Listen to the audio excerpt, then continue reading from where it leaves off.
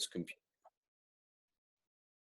All right, and I'm going to share my screen and go over here, and let's wait for my computer to come up. All right.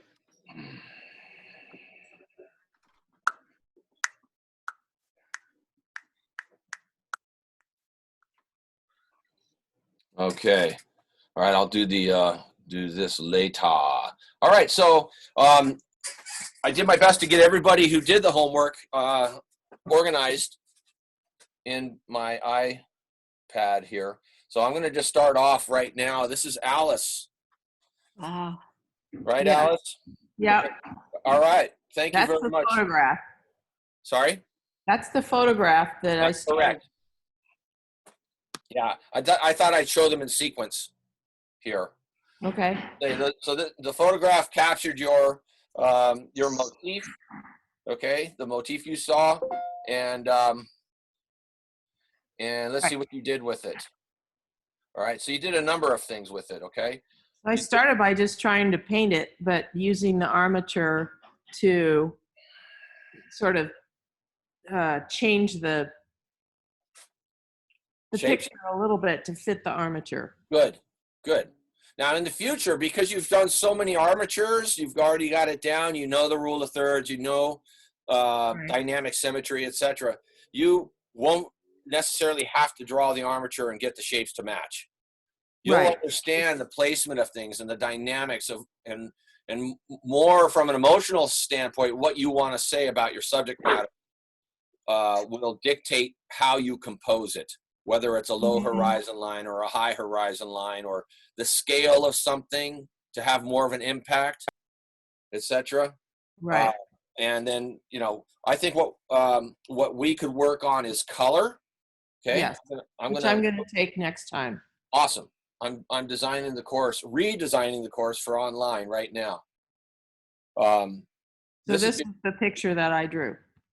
Yes. I mean, this is my final try. Yeah. So I unlike Kurt, who's more of a realist in his approach, you're more of an expressionist in a sense, and also this is more of a surreal approach to it. Little hard edges. I almost feel like I'm in Egypt along the Nile. I know. Right? Why do you think? I was trying to keep pretty hard edges because I was playing with the armature again, and then got interested in just sort of the angular stuff. Yeah, it works. And there's our pyramids in the distance. Yes, right. I know.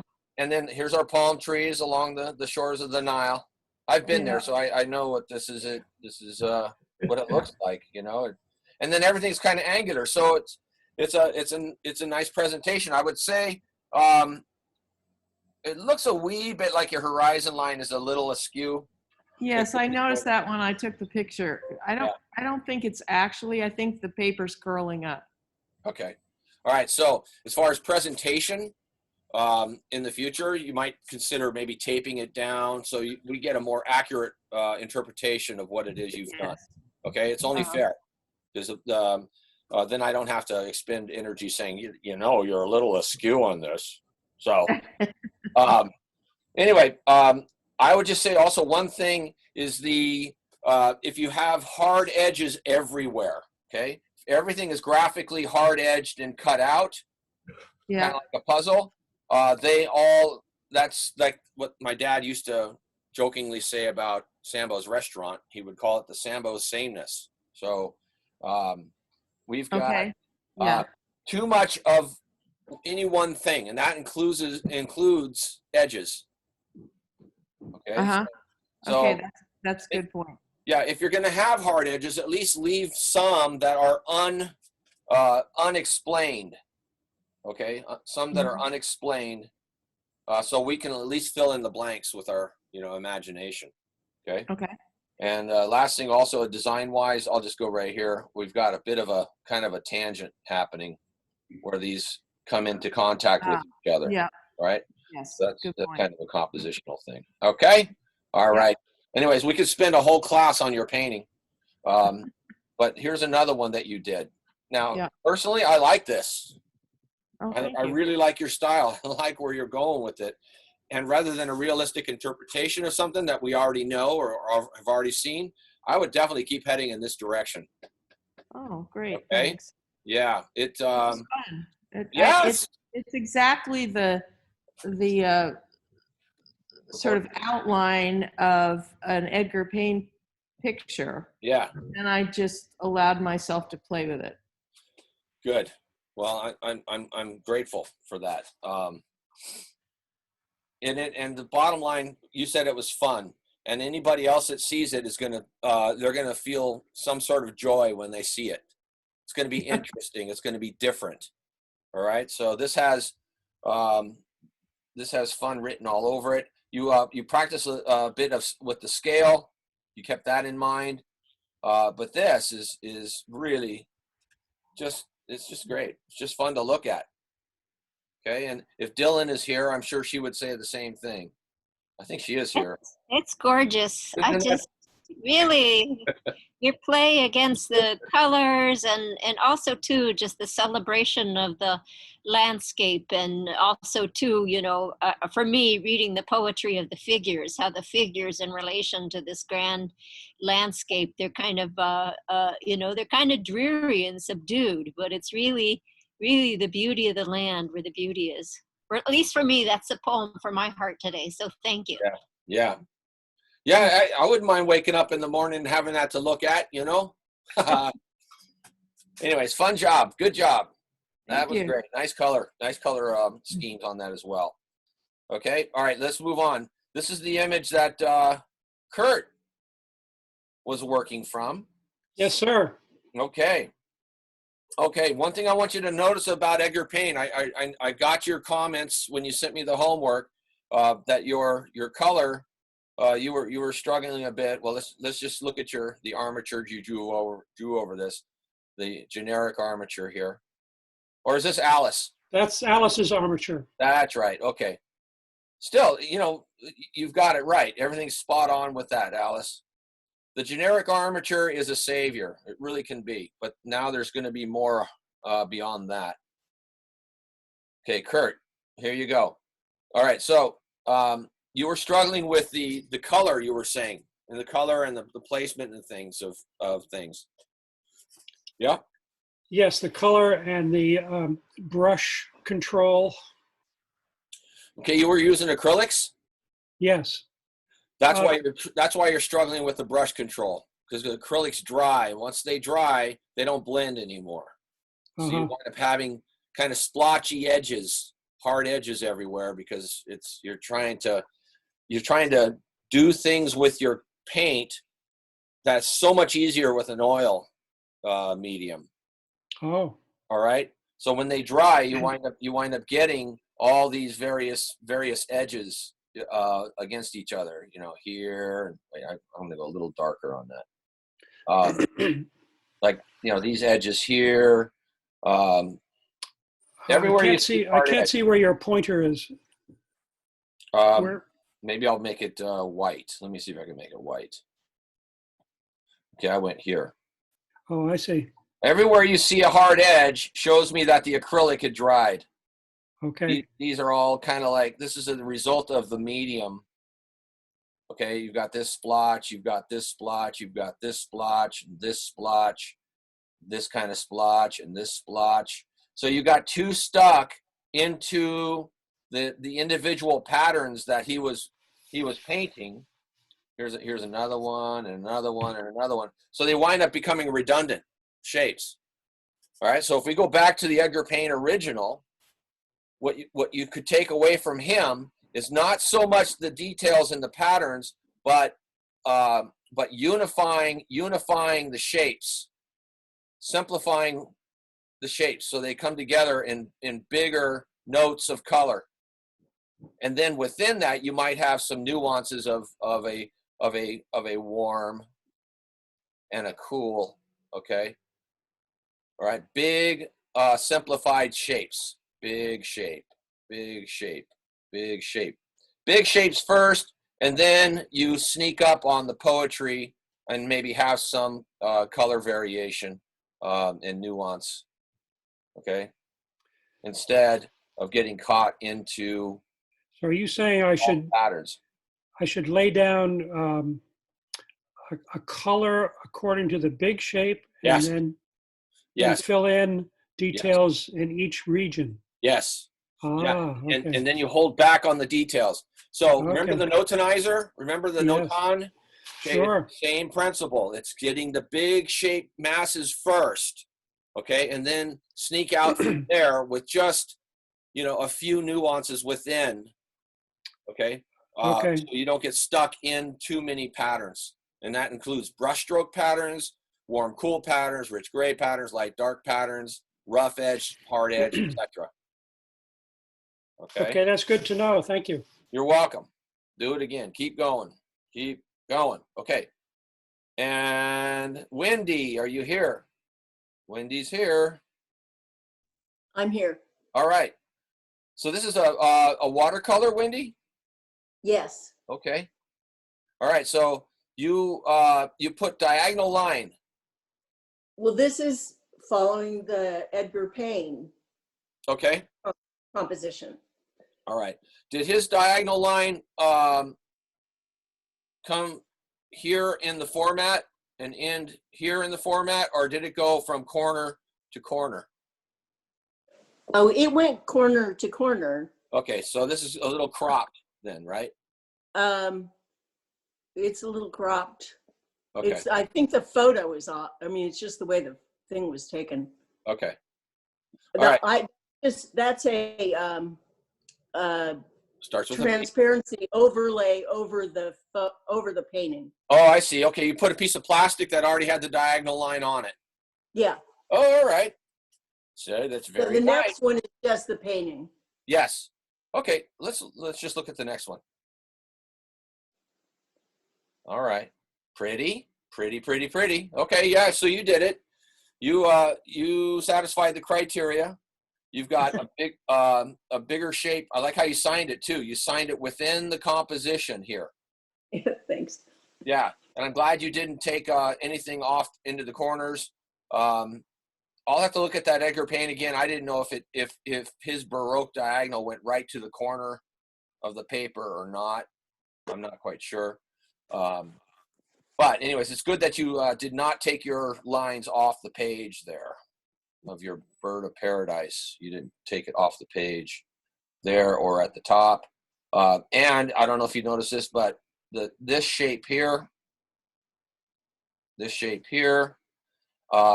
is nice and simplified. So you've got a nice big shape, okay? And then this shape here, kind of a medium shape, okay? Here's a medium shape. And then smaller shape. So it's nice and simplified. You came close because of this is so cutting the painting in two. Okay, you came close to having some redundancy in pattern, but I think you get away with it by having this all the petals of the flowers fill up that top part, and then this stays all nice and simplified. So. Okay. Sorry to mess up your drawing. Sorry to mess up your painting, Wendy. I have. What's that? Okay, go ahead. All right. Moving on. Okay, Wendy, here we go. This is a thumbnail sketch. This is a thumbnail sketch. This is from a photograph I took a while back. All right, and then I see where you're going with it. You've got some nice negative space there. Then you showed me you had an S compound curve over a cross. This is almost like a it's a high cross, I guess you could say. Good S compound curve. You also have an arabesque here happening. That's an arabesque. That's an arabesque, and yeah, that works. That works. Okay, so you've got this center of interest here, and then this one here. So let's see how your painting came out. Now tell me about this. Was this an overlay again? Yeah, that's no plastic. That's fun. Yeah. Good job on that. I'm glad you innovated with that. Okay, so I want you to squint your eyes, okay, and I want you to compare areas of importance. So yes, you've got your path here, okay, that's going to lead us into the painting, but along the way, you've got this intersection here. That's a focus or focal point because of the contrast. You've got your house, and then you've got your tree, and then you've got this contrast here, this shape in the foreground. Mm-hmm. So I want you to compare the shape in the foreground with the values of what's happening back here, especially what's in shadow back here. And you'll see that the values here are as dark as the values out here in the distance. Yeah. Okay, so let's look at your final painting here. Okay, it's nice. I like the vibrancy of your color. It's very nice. Okay, there's a beautiful richness to it, and that's what makes watercolors interesting is to have that luminosity. I mean, there are some beautiful tonalist type of watercolors. Don't get me wrong. It's just these colors, this vibrancy, as long as it doesn't get into the sunlight, is going to stay vibrant forever, and that's really important. I like that. Okay, so let's take a look at our composition now. You've got your fence in contrast here. I'm using white, okay? Number one, okay, so, okay, there. And then I'm looking at the value of this, and then the value of this, and then the value again of this, all right? So I'm trying to see the hierarchy of things. Mm-hmm. And I would think that maybe the green here is a little bit dark. This a little bit dark, and that's Okay. it. And then maybe again it's the placement of this here, and how important is that to the painting, and then does this come into play, and does that pull us off to the side, or could we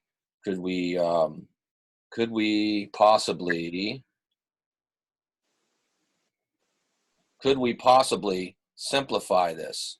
Yeah. Down, okay? I'm just going to knock Yeah. it down a little bit.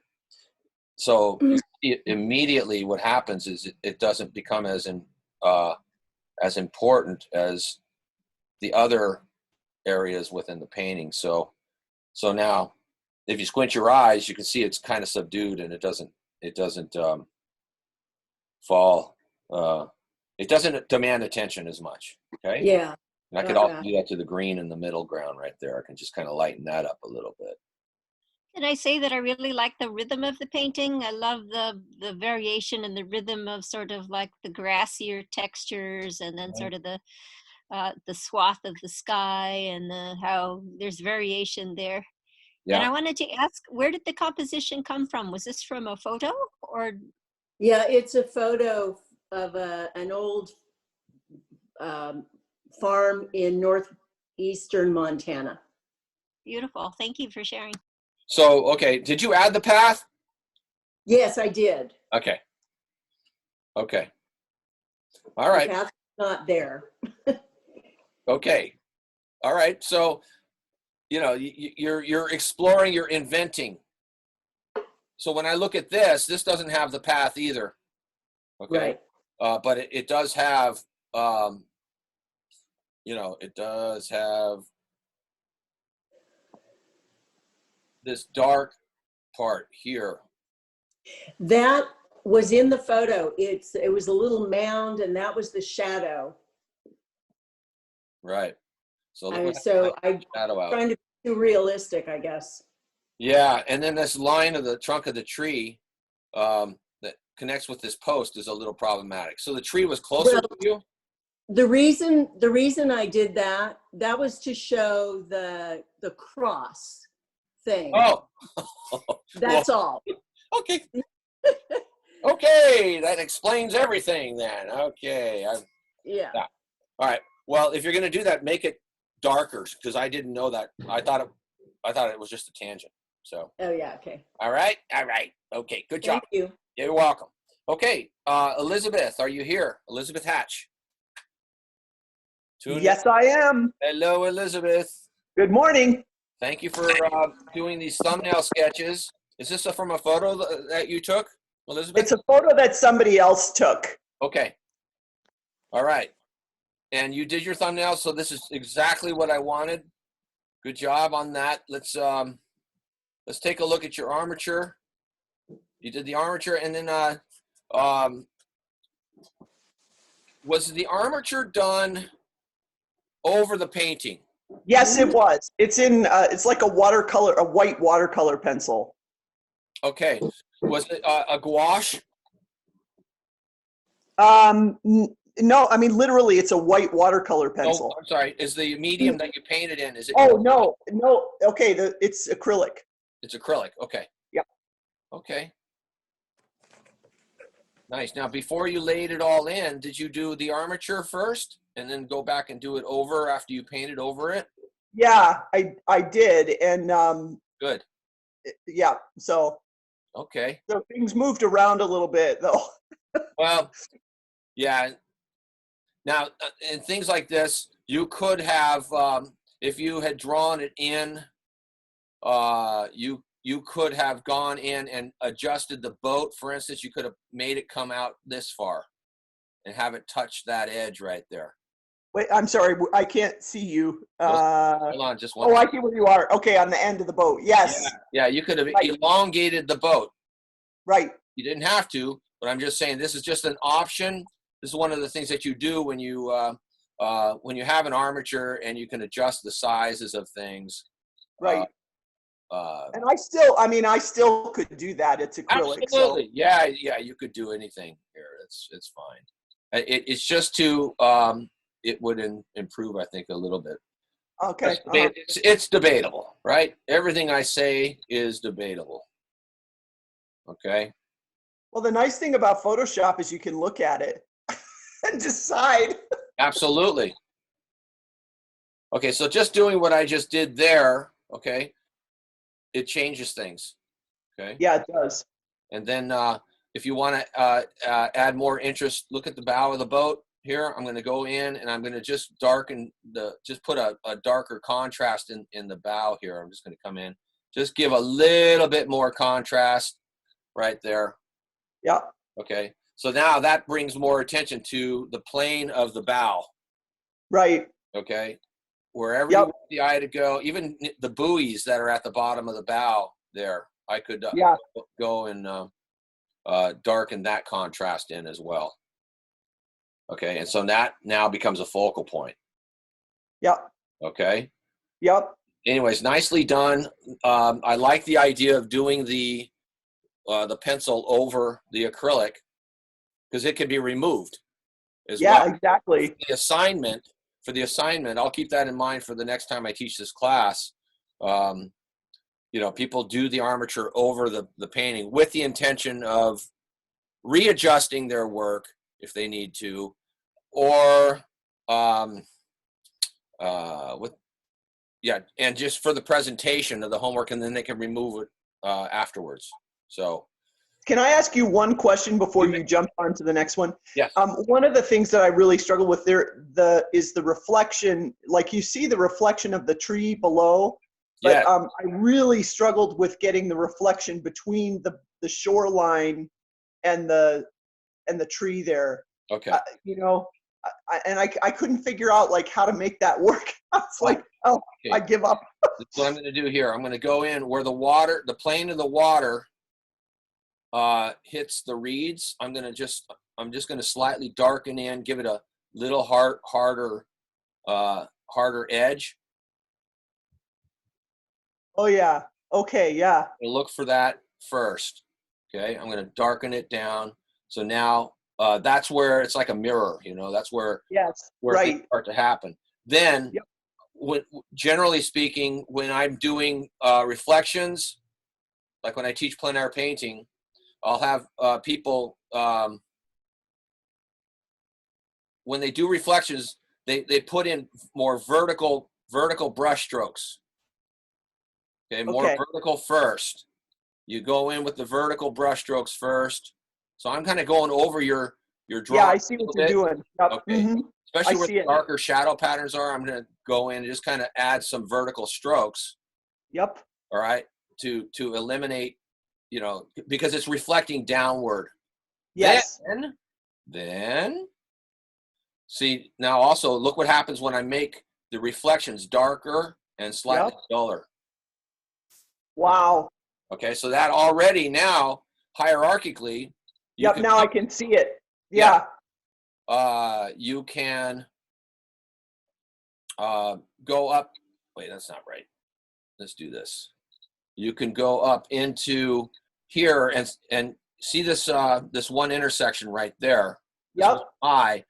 Yep. In the drawing, you can go up and make it make your shapes a little more, you know, fall into alignment up in that area, right? You can have a highlight there. Yep. Okay, you can add that. Okay, so again, it falls.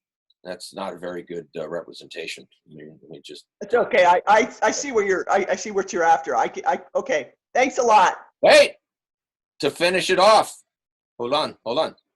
I wanted to show you the dullness. Let's see here, the dullness there. All right, so I showed you the vertical dark strokes. Yep. So now you can go back in with a few more horizontal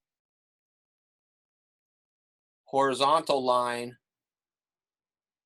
over those vertical strokes. Now I really should plan on this a little better here, but the idea is you can break up the plane with a few horizontal strokes to make it look like, you know, water.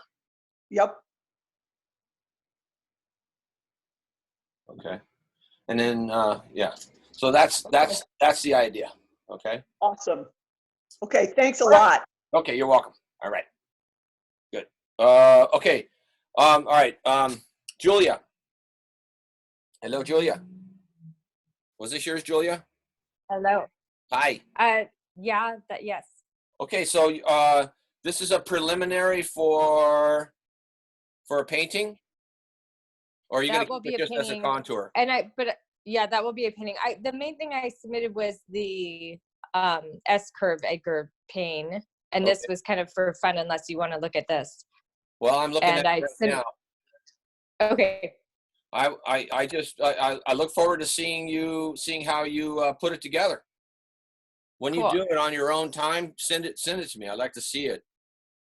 Okay, great. Good, because I like the design of it.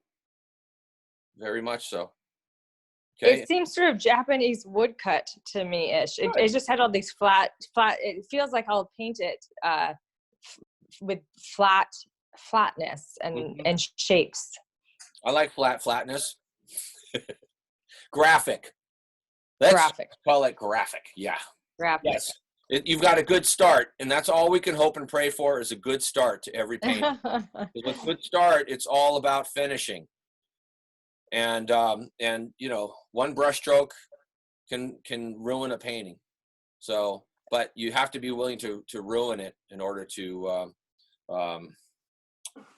you know how far you can go and know when something's finished. So, okay, so this is the painting we did the other day out there at the marsh. I like yours better than mine. Nicely done. I got some assistance. I liked yours. Yeah. Yeah, you did your S curve there, moving into the distance. It's very tonal. I'm glad you softened the lines here. Glad you softened that. I would be careful about having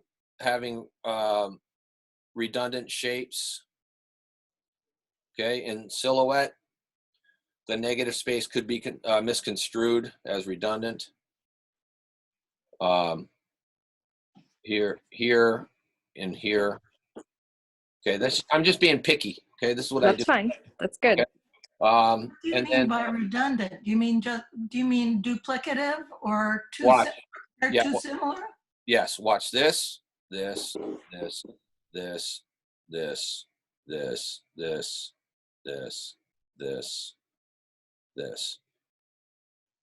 Yeah, I would look to either simplify by tying shapes together, tying shapes together. Let's see, maybe like this. You know, I looked at, it's the wrong color. Hold on. When in doubt, tie things together. Tie things together. Let's try this. All right. So maybe one big shape instead of a bunch of little shapes. And that includes negative space. So you got to pay attention to the picture as a whole. There we go. And okay, this is just an idea. All right, one bigger shape instead of a bunch of little shapes. All right. So you've got this action happening. You've got this action happening. You can have more than one compositional device within a format, by the way. Thomas, are you saying that she ought to make the background mountain shapes more in that color that you're using now, or using that color just to differentiate her work and yours? Yes. Yes. Thank you. Yeah, you're welcome. Yeah, my color shape was off. I was trying to match her colors. Unfortunately, they're supposed to be trees. Yeah, those are not mountains. Silhouettes. But you see what happens? They can be misconstrued as mountains. So, all right. Anyway, and I'll just kind of like simplify that. And then you could push your tone a little bit, just a wee bit. Instead of this color in the shadow areas all being one monotonous gray, you might look for that color that I was kind of just using there, a little more beautiful gray. Okay, so I'm going to add a little rosy color to it, you know, just to have fun. It's kind of a rosy violet, which is a complement to the yellow arm. Oh, that's interesting. Yellow hue. And I think that shadow just beyond that is too dark. Yes. See, you're starting to see things. I'll lighten it up for you. Yeah, let's see what it looks like. Okay, so that's really good. It's very nice, Julia. You came out with a winner that day. Good job. All right, Katie. Thomas, did you see the woodcut I did? I think I did. I think it's further on down the line here. Oh, okay. Okay, sounds good. Yeah. Thank you. You're welcome. Katie, are you here? Hi, Thomas. Hi. Okay, I'm just looking at your work here. Looks good. You've got your little thumbnails here on a grid pattern here. You got a generic armature, and you did your best to follow the generic armature. The generic armature isn't it's kind of there. It's like the simplest armature to use. Some things work better with it than others. So I think what I'd like you to pay attention to is to make sure in the future, when you're composing on a format, you maintain an awareness of where the middle of the format is, okay? And you avoid putting line across on that. Avoid putting contours.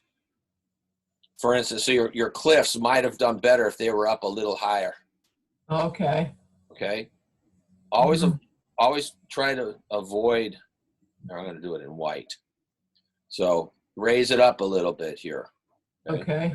And then even your mountains are okay, but maybe they could have been brought up a little bit more, or okay, that's okay, that's okay, that's all right. Everything's fine except for this one monotonous horizon line there. So that's an easy fix for you. You can go back in. Sure. You can go back in and kind of fix it if you want. You don't have to, but you can, come back in and give it a bigger shape here. Okay, great. All right, and then you can kind of see there's a better rhythm to what it is you're after. Bigger shapes. Okay, and then last thing, avoid. Remember, you've got your Baroque and your Sinister, okay, and where they meet in the middle, which is kind of here, you want to avoid having too much contrast in that area that makes it a focal point, dead center of the format. Okay. You understand? Yeah, yeah. Yeah. So that's why we do these things. So, you know, just to try to maintain a little more awareness of. I thought the focal point was down where the water meets the cliff, and that was below the center line. So. Right here? Well, near the rocks. Yeah, the rock. Yeah, right. Okay. All right. Well, then squint your eyes, and you got to compare the contrast. Which is darker? Yeah. See, the value that you used for these trees right here becomes more of a hierarchy for your painting. So I'm going to lighten them up. Okay, I'm going to give them a little bit of a blue-gray there. So now they are less important than where you want the focal point to be, which could be where you just said, down here. Right, right. Or back here. Okay, so okay. Great. It's all about priorities. Yeah, thank you. You're welcome. Tell Bob that too. It's an inside joke, folks. It's okay. It's all right. Okay. Moving on. All right. This is Valley. Yes. Hi, Valley. How are you? Good. How are you doing? Good. Thank you. All right. So is this a photograph that you took? Yes. Okay. And you printed it out and got the numbers on there. The very important numbers. I'm reading them now. Let's see. They say, I'm just joking. Okay. All right. So it's a nice still life you did yourself. A Baroque and Sinister line. You did the cross, and you've got kind of the rule of thirds going on within that. Okay. All right. Now I have a question to ask you. Is this a vertical or a horizontal? This is the problem. So it's totally. I know that the armature is wrong for what it was. I tried to transfer it from a vertical to a horizontal. So let me ask you this then. Why did you not do another one with an armature in place? In other words, like do another armature over a horizontal photograph. I actually did it on the canvas. Oh, okay. All right. Pretty much the same as the last armature? Yes. And now I noticed the picture is totally askew, but that's okay. Well, the direction you're facing has much to do with your destination. All right. Your initial inspiration was a vertical. So how come you didn't just do a painting in a vertical format? That would have worked fine. Okay. What do you think? I don't think I could have done it. So that's why it went the other way. Oh, okay. Okay. All right. Well, I had faith in you. So I think you could have done it. And I think you can still do it. So I still think there's a nice placement of shape in here. I like the negative spaces, and I like the pattern work here. It's fun. Okay. You're being playful. We could work on edges. Okay. Learning to soften edges a little bit, just to break up the shapes. So, for instance, these edges here, as something recedes away from you, watch. I'm going to take off the importance of that edge, the left edge of that vase. I'm just going to soften it a little bit. Okay, see what I'm doing here? Oh, okay. I had it that way. That's so funny. Oh. Okay, well, you know, first choice is best choice. Okay. Okay, so now, again, now that recedes away, it's less important. And of course, now this becomes, wait, that's bad.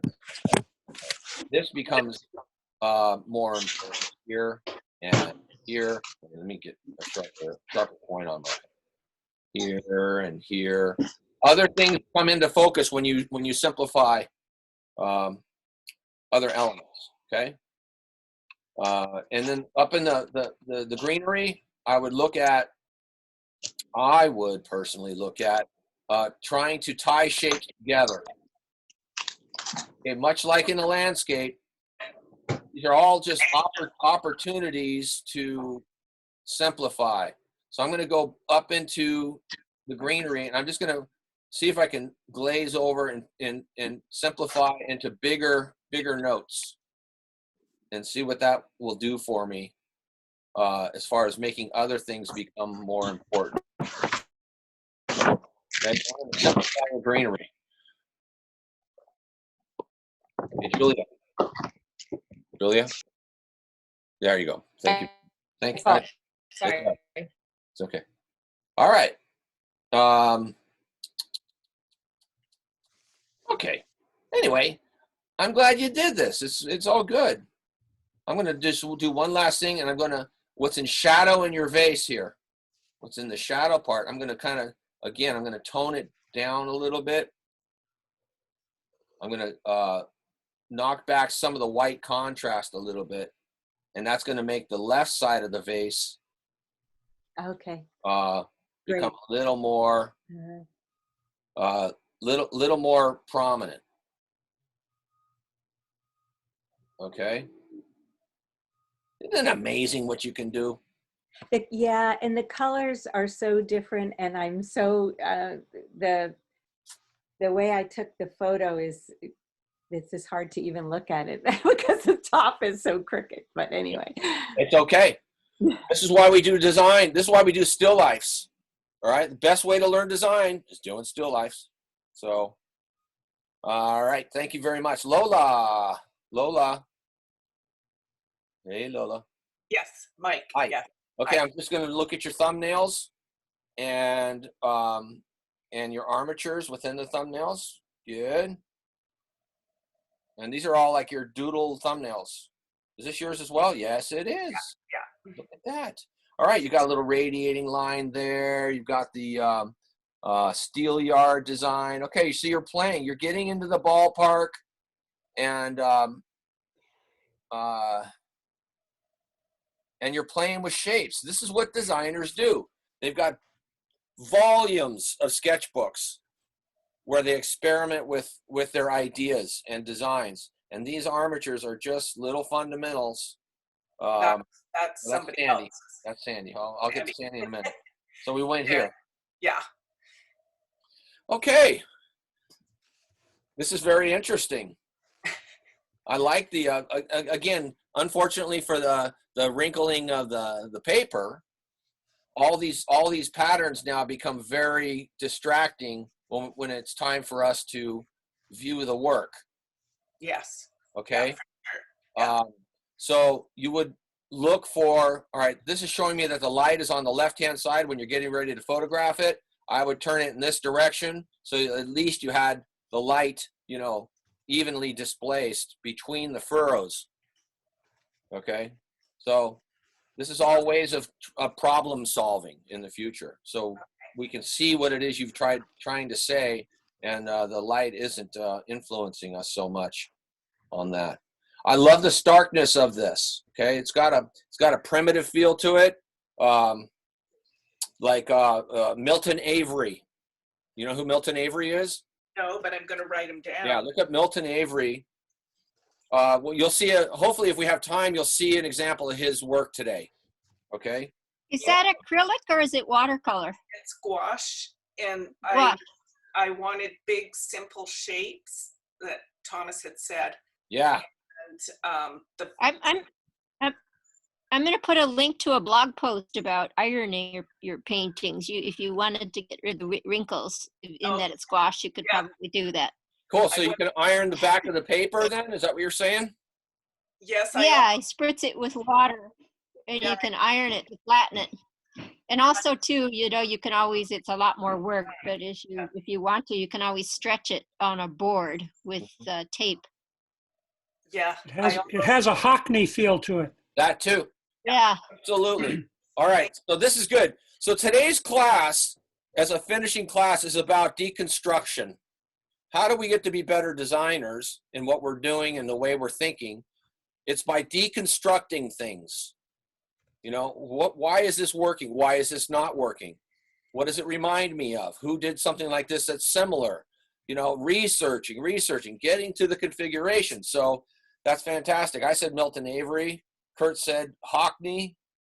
This is all good. The trees or whatever it is at the end, that was because I made a mistake and I ruined the horizon line. So I improvised by dabbing in what looks like vegetation. I faked it. Yeah. So to quote Richard Bach, who wrote Illusions and Jonathan Livingston Seagull, he says, there are no mistakes in life, only opportunities to be creative. Okay, so I'm gonna just do something a little bit here to those trees and add a little bit of blue shadow, just a touch. I'm just gonna change the tone just a tad, which you can do on your own as well, to make them a little more contrasty. So it looks a little more intentional. Okay, it's probably the wrong color. In fact, I know it's the wrong color. Now I'll try to do the right color. Okay, the idea is to, now when I darken down what would be in shadow back there, look at how much more drawing it is to us. No, look at how it draws our attention off into the distance. Okay, so there was a percentage. I just added like 5%. No, maybe 6.392% of a change in towards a darker value. And as I did that, it increased the importance of it. Okay, so fun zone, keep going. All right, Dylan.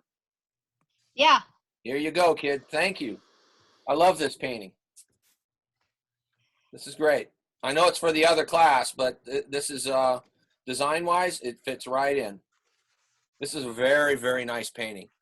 It's very unusual. I thought of the bathers and the bathers bathe in water, and this is they're bathing in light. Yeah. And it's sort of representative of in several traditions, they believe that we have three different souls, which are the same as like the highest self, this conscious self or ego, and the unconscious. Wow. And then she just came out of my imagination. I started to do a portrait of myself, but then it wanted to be what it wanted to be. Okay, so this is done on canvas. Yeah, but it's done kind of like in a watercolor. I wanted the paint wanted to be very, very thin, and just one part of the painting that it wanted to be thick. I'm not sure if I'm going to go in and continue to work it with glazes, but yesterday it said stop, don't do anymore. Yeah, you could if you want. Remember the Hilma off Clint? Yeah, it's all along those lines, you know? It is. I'm seeing what you're doing here.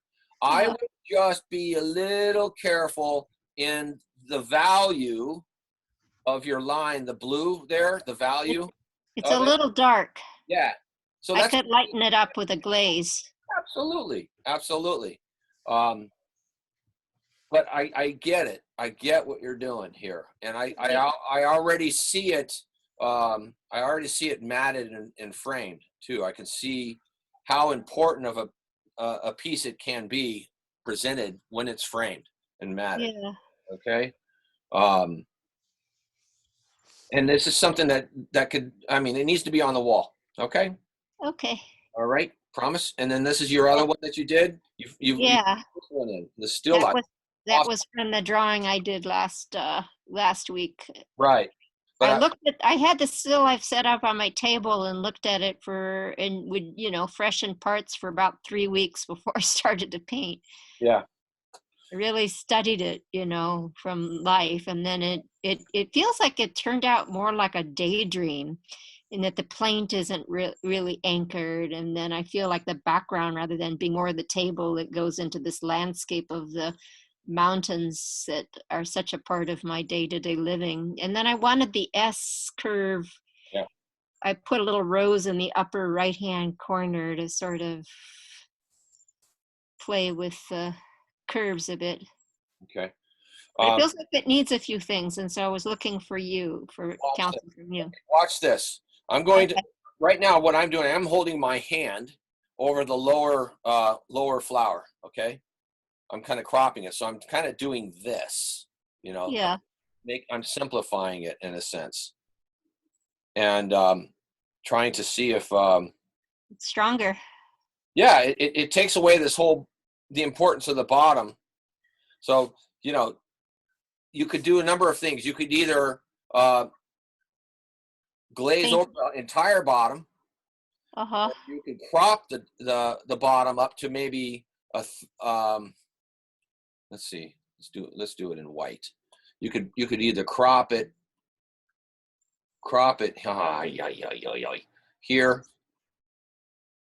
You could crop it there, or you can again, like I said, you could go into the bottom and tone the bottom down a little bit. Uh-huh. Oh, that's a lot better. Yeah, I like that. Which now... Yeah. Oh, that's so good. Thomas, you're such a genius. There's things you can do. So now everything else can have a voice. Yeah. And the viewer's eye is going to move into the painting and not be distracted by the corners at the bottom. Okay. I'll do that with a glaze. Yeah, play with it though. Okay? Yeah. All right. Okay. Nicely done. That's good. All right. Now we're looking at Nicola. Nicola here? Nicola? I'm here. Hello. This is very pretty. Do you do still lifes like this normally? I actually have done a few still lifes, very, you know, exact. And this is the first time I did a kind of a Monet style still life. Okay.